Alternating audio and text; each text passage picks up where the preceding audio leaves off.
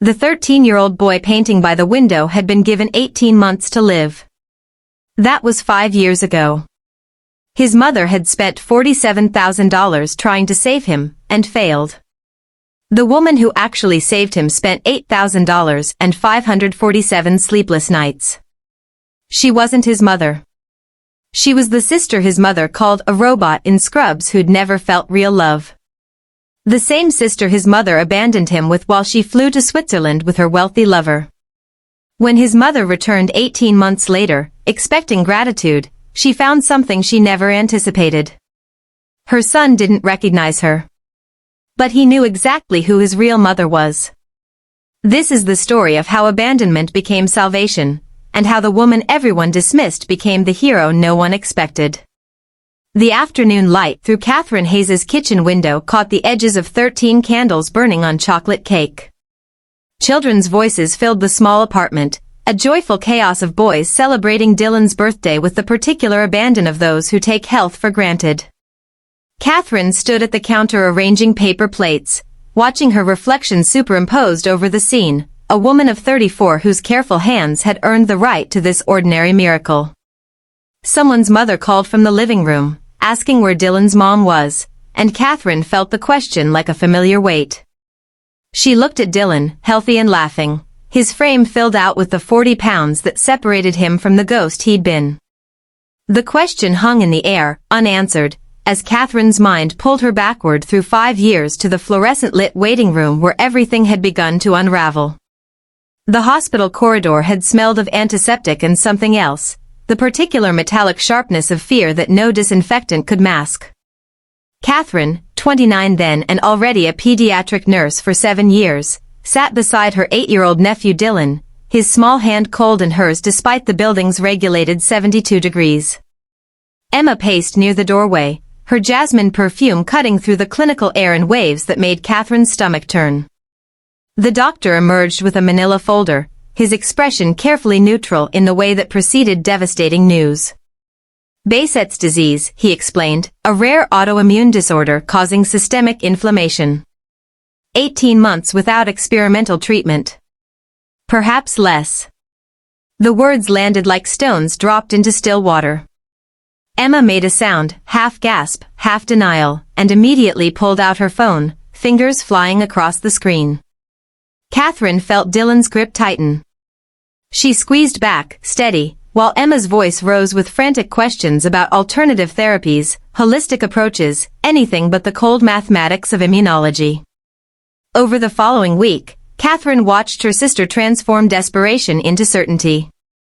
Emma filled her living room with books on energy healing and ancient remedies, her laptop open to forums where parents swapped miracle stories. Catherine tried to explain the Stanford trial, the IL-6 inhibitor showing promising results, the urgent need for immediate enrollment.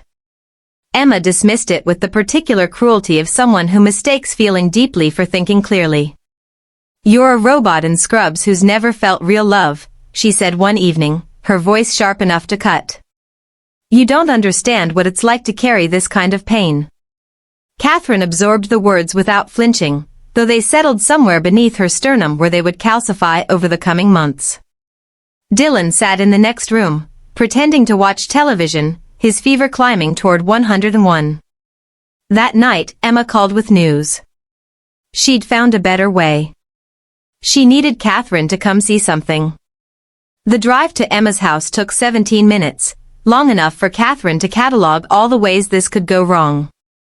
Marcus Trenton stood in Emma's living room like a man accustomed to being the most expensive object in any space he occupied.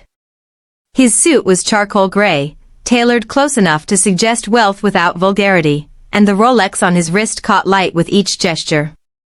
He smiled at Catherine with the particular condescension of someone who'd never questioned his own competence. Emma's announcement arrived with ceremonial weight. She and Marcus were leaving for a holistic healing sanctuary in Switzerland, a 6-month intensive program focused on maternal wellness and alternative medicine. The price, $47,000, already paid, hung in the air like a challenge. Emma's justification came rehearsed and brittle. "Dylan needs a healed mother, not a martyr," she said, her hand finding Marcus's arm. I need to save myself before I can save him. Catherine stated the obvious. Dylan needed the Stanford trial, not his mother's yoga vacation. Emma's face hardened.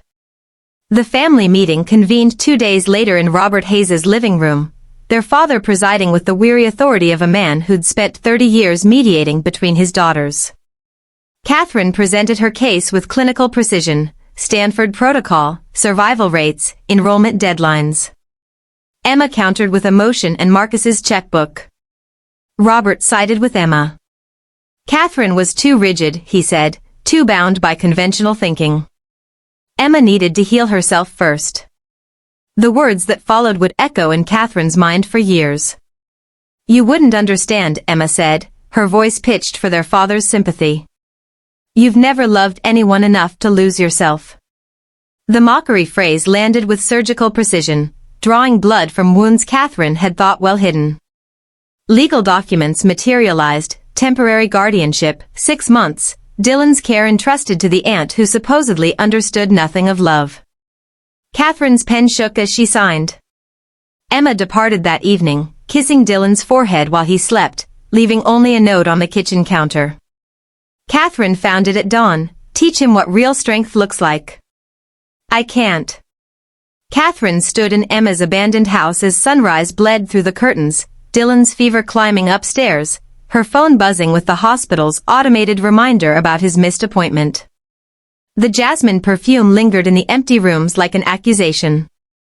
She picked up her phone and called Stanford. Catherine's apartment occupied the second floor of a converted brownstone, 740 square feet, organized with the precision of someone who understood that systems sustained life where emotions faltered. She moved Dylan in on a Tuesday, transforming the second bedroom with methodical care, medication drawer labeled by hour and dosage, symptom journal bound in dark blue leather, meal plans color-coded by nutritional density. The lavender diffuser in the corner ran on a timer, releasing calm into air thick with uncertainty. What Catherine hadn't told Emma, what perhaps Emma had never thought to ask, was that Catherine's nursing thesis 6 years earlier had focused specifically on Behçet's disease. She'd spent 18 months researching treatment protocols, outcomes, experimental therapies.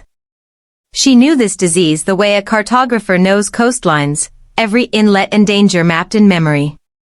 Her mother's voice came back to her during those first overwhelming weeks, a nurse herself who died when Catherine was 22. Love is a verb, not a feeling, she'd said countless times, usually while working a double shift or calculating medication dosages at the kitchen table. Catherine constructed Dylan's survival system around that principle. The Stanford trial required an $8,000 copay she didn't have. She took on 3 extra night shifts per week at the hospital, sold her car for $6,000, and walked the 2 miles to work regardless of weather. The medication drawer clicked open each morning at 6, its contents arranged with pharmaceutical precision. Dylan's temperature readings filled the journal in Catherine's careful handwriting: 100.3, 100.1, 99.4. Small victories measured in decimal points. Dr. Patricia Okonkwo noticed the journals during Dylan's 3rd appointment at Stanford.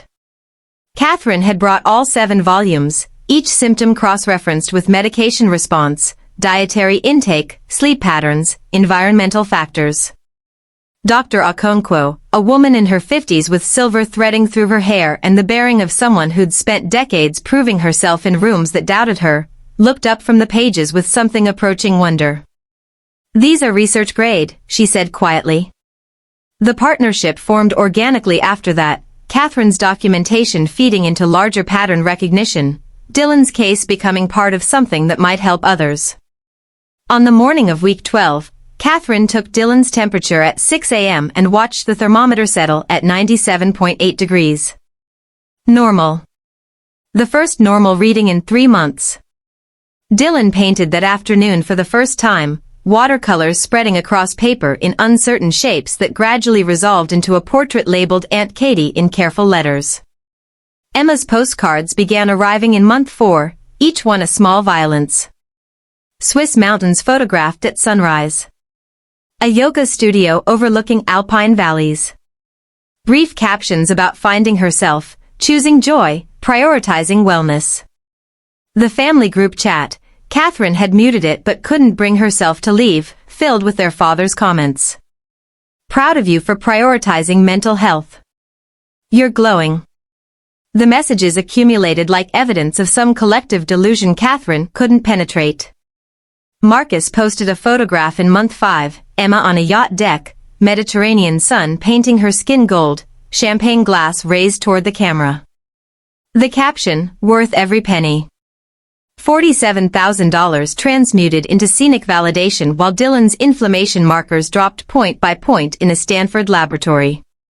Catherine saw the post at 2 a.m. during a night shift, the phone's glow harsh against the darkened nursing station. She set the device face down and returned to her patient charts. Emma's wellness blog gained followers, her posts about self-care and maternal healing shared widely across platforms designed to reward performance over presence. One article appeared in a lifestyle publication, Mother Chooses Self-Care Over Guilt. Catherine read it once, then never again. Dylan's laughter returned in month 14, a sound Catherine had almost forgotten, bright and uncomplicated, emerging during art therapy as he painted increasingly complex images. The Stanford Research Laboratory hummed with its particular music, cold steel tables, microscope adjustments, slides clicking under glass. Dr. Okonkwo showed Catherine the latest inflammation markers, her voice carefully professional but her eyes bright with something that looked like hope. Dylan's response to the IL-6 inhibitor was unprecedented. The inflammation that should have consumed him had retreated, pushed back by chemistry and Catherine's relentless documentation. The case study was taking shape, something that might reshape treatment protocols globally. Catherine's apartment slowly transformed, Dylan's healthy appetite filling the space with the smell of toast and orange juice, his art covering the refrigerator, his questions about everything indicating a mind no longer consumed by survival. In month 16, Dylan asked Catherine if she could adopt him. They were sitting at the kitchen table, his homework spread between them, the question emerging quietly between math problems. Catherine looked at the 8-year-old who'd gained 23 pounds and learned to trust that tomorrow would arrive. Let's focus on getting you better first, she said, though her throat tightened around the words.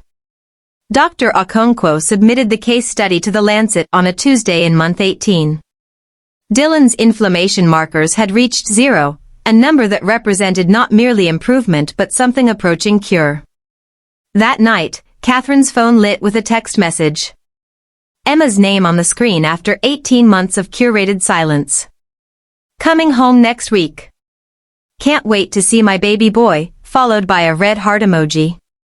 Catherine set the phone down carefully and walked to Dylan's room, where he slept with the deep rest of someone whose body had finally stopped fighting itself. March 14th arrived with the particular cruelty of perfect weather, spring sun and clear skies indifferent to human drama. Catherine heard the key in the lock before she saw the door open. Emma stood in the threshold with 2 suitcases and the expectation of gratitude, her jasmine perfume preceding her like an announcement. The apartment had changed in 18 months. Dylan's art covered the walls, his healthy frame bent over an easel by the window, his concentration absolute as paint met paper. Emma's luggage hit the hardwood floor with a thud that made Dylan look up. He studied the woman in the doorway with the careful attention of someone trying to place a vaguely familiar face.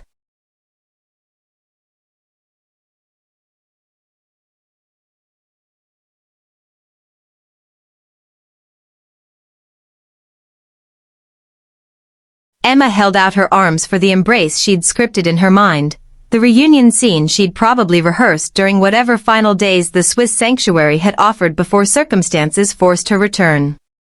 Dylan stepped backward.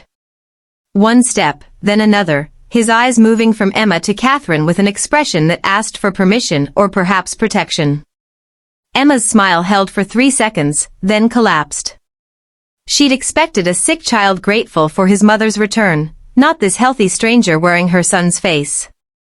The weight he'd gained, the color in his cheeks, the confidence in his stance, all of it contradicted the narrative she'd constructed. Dylan, baby, it's Mom, she said, her voice climbing toward desperation. Marcus's investment, those $47,000, had purchased nothing but distance. The retreat had closed the previous month, investigated for fraud, its promises revealed as expensive fiction. Dylan's question emerged with devastating simplicity. Who are you? Emma's fortress of self-justification crumbled brick by brick. She'd prepared speeches about necessary self-care, about returning healed and ready to mother, about the importance of choosing oneself. None of it survived contact with Dylan's confusion. I'm your mother, Emma said, the words emerging broken. Dylan looked at Catherine, then back at Emma. Catherine's my mom. The declaration landed with the weight of legal fact and emotional truth combined. Emma turned to Catherine, her face transforming through shock toward anger. What did you do to him? She demanded. Catherine's response came measured and calm, the recitation of someone who'd lived 547 nights of medication schedules, symptom monitoring, fever management, and morning temperatures recorded at 6 a.m. She listed the Stanford trial enrollment, the experimental protocol, the remission achieved. Dylan's medical journals lined the bookshelf, their spines labeled by month. His art covered every wall, paintings featuring Catherine in various scenes of daily life, permanent testimony to who'd been present. Emma's eyes found the document on the coffee table, the Lancet manuscript, unprecedented response to IL-6 inhibitor therapy in pediatric Behçet's disease, Catherine Hayes listed as co-author. The phone rang. Dr. Okonkwo's name on the screen, calling about media interview requests. Catherine let it ring through to voicemail. Emma sank onto the couch, her jasmine perfume now cloying in the small space, desperate in a way it hadn't been 18 months earlier. The sanctuary Catherine had built while Emma pursued her own required no explanation beyond its visible evidence. Dylan alive, Dylan healthy, Dylan painting by the window while his biological mother sat among the ruins of her choices. Catherine's apartment thrived with the particular chaos of childhood reclaimed. Dylan's friends arrived that afternoon for a playdate, their voices filling rooms that had once held only careful quiet and medical routine. Catherine served snacks with the ease of someone who'd learned to mother through necessity rather than biology. Emma watched from the couch, diminished in ways that transcended physical presence. The legal reality arrived in plain language. Guardianship became permanent after 12 months of abandonment, California law written for situations exactly like this. Catherine's voice held no triumph as she explained, only the steady factual tone she'd used to describe medication protocols. Emma's 18-month absence had been documented, her choices recorded in family court filings that now carried the weight of judicial decision. You chose to save yourself, Catherine said quietly. I chose to save him. Only one of us succeeded. The words landed without cruelty, simply consequences made verbal. Emma's wallet fell open as she searched for her phone, revealing nothing but expired credit cards and empty photo sleeves. No pictures of Dylan. No evidence of motherhood sustained beyond biological fact. Robert Hayes arrived that evening, summoned by some family communication network Catherine had stopped monitoring. He stood in the doorway seeing Dylan surrounded by friends, seeing the medical journals and achievement certificates, seeing Catherine's exhaustion and competence written into every organized corner. His apology came late but complete. I was wrong, he said, the words emerging with the difficulty of someone unaccustomed to admitting error. You are the mother. His tears dampened Catherine's shoulder as she stood rigid in his embrace, accepting the recognition without celebrating it. Emma made a small sound from the couch, something between sob and gasp, the noise of someone watching their own irrelevance confirmed by witnesses. Marcus had left Emma when the money ran out, when the Swiss Retreat's fraud investigation made headlines, when her return required coach class tickets she couldn't afford. She was broke, homeless, carrying suitcases full of boutique yoga clothes and no path forward. The fortress she'd built from self-care rhetoric had become her prison, every justification now evidence against her. Please, Emma said, her voice stripped of its former certainty. I have nowhere to go. Catherine looked at Dylan, who continued painting, his brush moving with the focus of someone who'd learned to find peace in small actions. Then she looked at her sister, seeing not the villain of the past months but simply a woman who'd made catastrophically wrong choices and would now have to live inside their consequences. "You can stay tonight," Catherine said finally. "Tomorrow we set boundaries. Dylan's stability comes first." The couch where Emma would sleep held none of the comfort of Swiss sanctuaries. Catherine provided a pillow and blanket without ceremony, then returned to the kitchen where Dylan's medication schedule for the following day required preparation. The routine continued, uninterrupted by crisis or confession. Emma lay in the dark apartment listening to Catherine move through the nighttime tasks of parenthood, medication organized, lunch prepared, tomorrow's schedule confirmed. The sounds of competent love performed in quiet succession. Outside, the city continued its indifferent motion. Inside, the architecture of a family had been redrawn in permanent ink, signed by judges and sealed by 18 months of choices that could not be recalled or revised. Emma pulled the blanket closer and discovered that exile felt exactly like this, being present in a home where you no longer belonged. If you found value in this story of quiet perseverance over loud abandon, consider supporting our work. Your subscription helps us bring more stories of vindication and consequence into the world. Emma tried to reassert motherhood with the tools she understood: gifts purchased with borrowed money, attempts at physical affection, rehearsed apologies that crumbled under Dylan's polite distance. She brought him a toy robot that remained in its packaging, a superhero figure meant for younger children, desperation wrapped in bright paper. Each offering met the same response: Dylan's careful thank you followed by the object's placement on a shelf where it gathered dust beside other evidences of missed years. The cheap hotel where Emma spent her days smelled of mold and industrial cleaning solution, its thin walls broadcasting other people's arguments and televisions. She read the Lancet publication in that dim room, Catherine's name on the cover alongside Dr. Okonkwo's, Dylan's case study detailed with the precision of someone who documented every fever and victory. Emma's hands trembled as she turned pages describing the medical miracle her absence had made possible. The breakdown arrived without ceremony. Emma sat on the hotel bed and understood with sudden clarity what she'd destroyed. Not just 18 months but the entire architecture of motherhood, the trust, the presence, the thousand small moments that constructed belonging. $47,000 had purchased nothing but exile. Catherine had spent $8,000 and 547 sleepless nights and built something that would outlast them all. The therapy office Catherine suggested occupied the second floor of a medical building, its walls painted neutral beige, tissue boxes positioned with institutional foresight. Emma attended because Catherine required it, because access to Dylan now came with conditions and structures. The therapist asked what Emma wanted. The question hung in antiseptic air while Emma searched for answers that wouldn't sound hollow. "I want to earn the right to be in his life," she said finally, the words small and honest. Dylan, present for this session, studied his former mother with the assessment of someone who'd learned that love required verification. "That takes time," he said. 6 months passed in careful increments. Emma attended every therapy session, obtained employment processing insurance claims, rebuilt some structure resembling stability. No shortcuts, no alternative paths. Just the slow accumulation of presence verified by consistency. The television in Catherine's apartment broadcast her face during a local news segment, Nurse's Medical Miracle in bold graphics, Catherine composed and competent as she explained the breakthrough, Dylan beside her healthy and confident. Emma watched from her hotel room, the screen's glow harsh against evening shadows. Catherine didn't gloat during interviews, didn't mention abandonment or vindication. She discussed protocols and inflammation markers and the importance of caregiver support systems.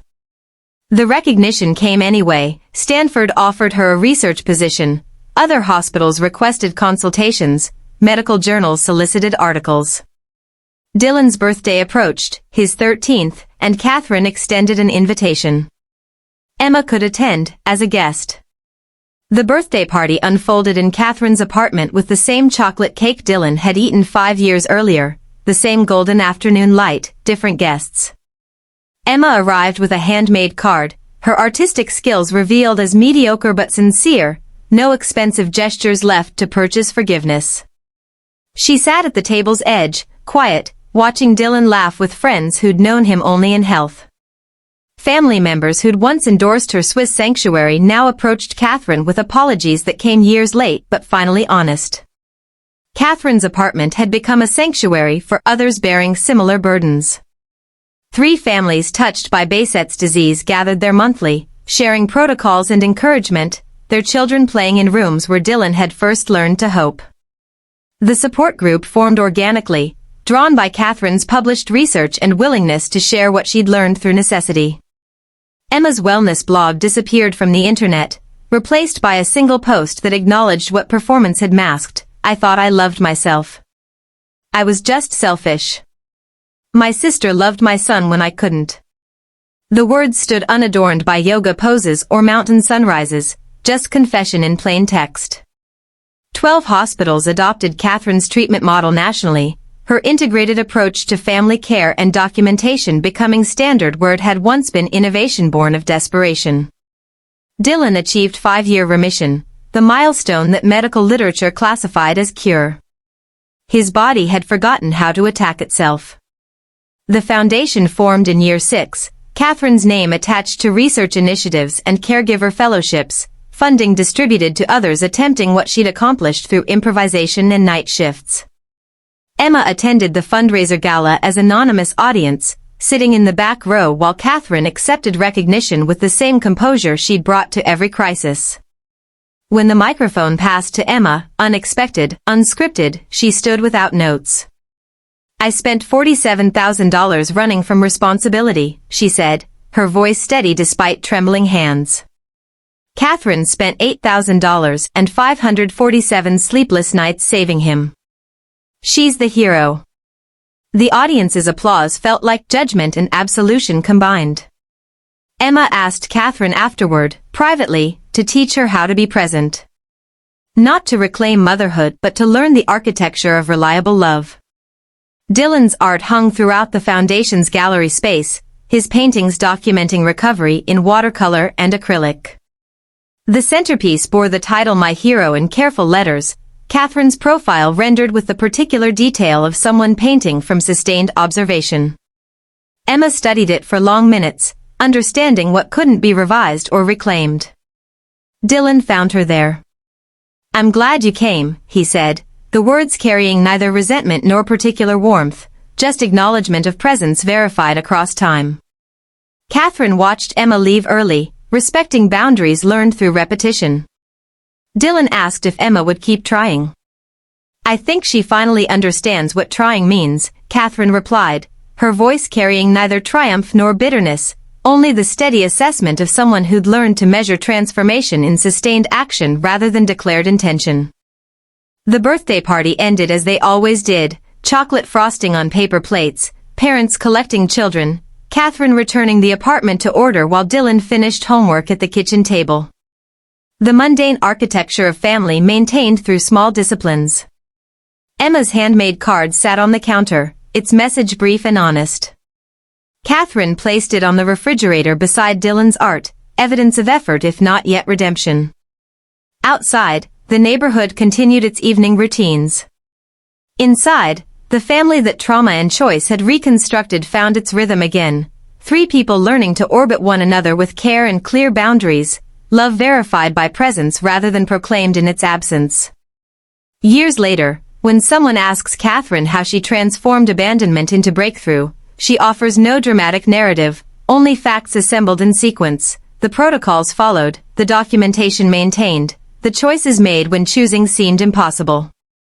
Catherine's treatment protocol spread beyond California, reaching pediatric immunology departments across 12 states, then internationally as translated case studies circulated through medical networks. The model she'd built from necessity, integrating family support with aggressive intervention, treating caregivers' mental health as essential rather than peripheral, reshaped how institutions approached rare disease management. Hospitals established caregiver wellness programs, designed family-integrated care units, trained nurses to recognize the patterns Catherine had documented in 7 blue leather journals.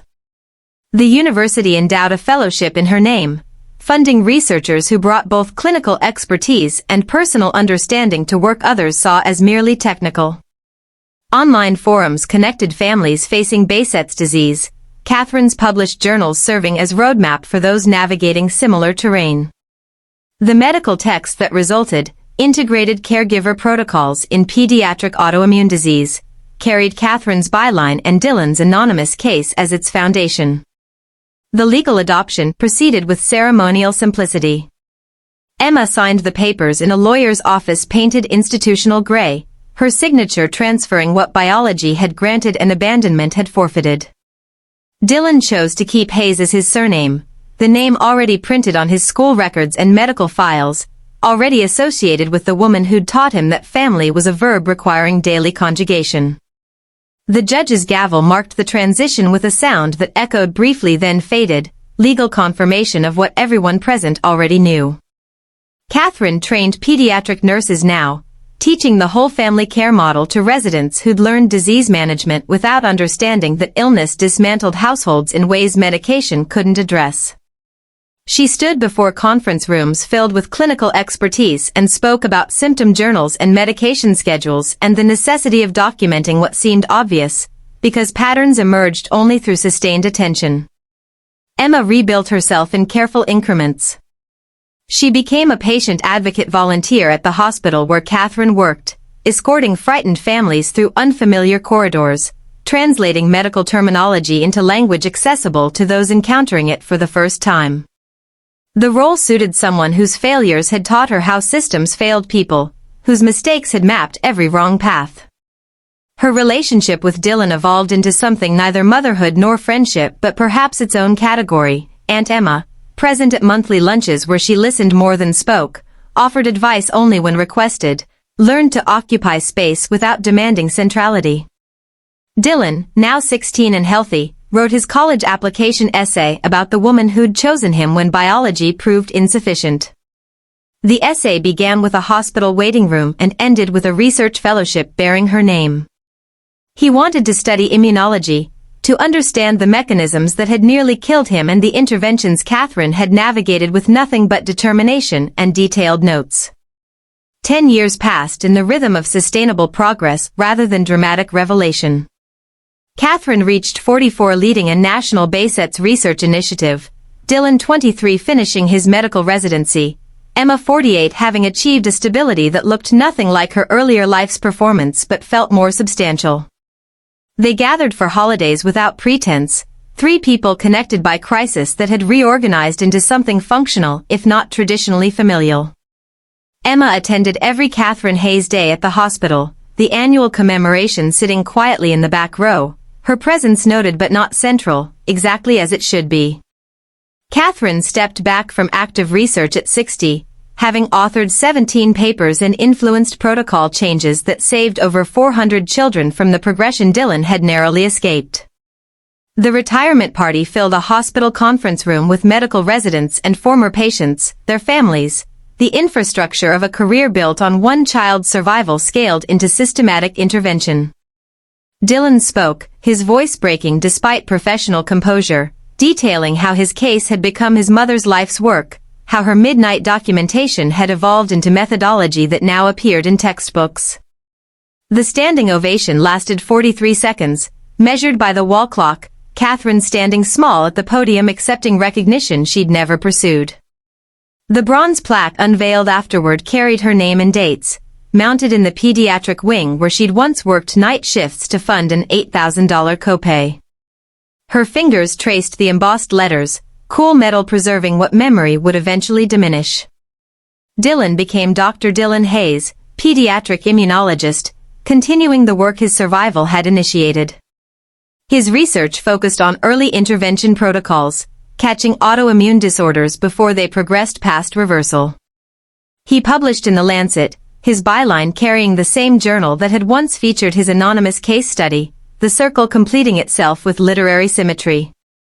He married, had children, brought them to the same apartment where Catherine had once organized color-coded medication schedules. The space had changed in small ways, new furniture, updated appliances, but retained its essential character, meticulously organized, quietly competent, a place where systems sustained life. Catherine occupied the grandmother role with the same steady presence she'd brought to motherhood, attentive without hovering, supportive without overwhelming, love expressed through reliable action. Emma never remarried. She built a quiet life from the fragments of her previous existence, working at the hospital, attending support groups for families navigating medical crisis, learning to find meaning in being useful rather than central. Her apartment held one photograph on the mantel, Dylan's medical school graduation, Emma standing in the background among other guests, her smile genuine because she'd finally learned to take pride in achievements she hadn't authored. Catherine Hayes Day arrived each October, marking the anniversary of Dylan's diagnosis and Catherine's choice to document rather than despair. Emma attended every year, sitting in familiar seats at the back, her presence noted by Dylan and acknowledged by Catherine, three people who'd learned to navigate the geography of a family trauma had redrawn. The birthday party that opened this account repeated itself with variation when Dylan's daughter turned 5. Catherine, now 72 with silver hair and gentle hands marked by decades of medical work, watched from the kitchen as chocolate cake and golden afternoon light created scenes memory would preserve. Dylan held his daughter, healthy and laughing, the curse of Baysett's disease skipping her generation entirely. Emma stood in the doorway, invited but separate, having finally found peace in a role that acknowledged both her biology and her limits. Catherine's hand rested on Dylan's shoulder, 3 generations together in the small apartment where everything had begun with a choice to stay when leaving would have been easier. Dylan turned, caught his mother's eye, mouthed the words they no longer needed to speak aloud. Catherine smiled, the expression carrying 38 years of midnight temperatures and careful documentation and love verified through presence rather than proclamation. Some people are remembered for what they escaped. Catherine Hayes is remembered for what she refused to abandon.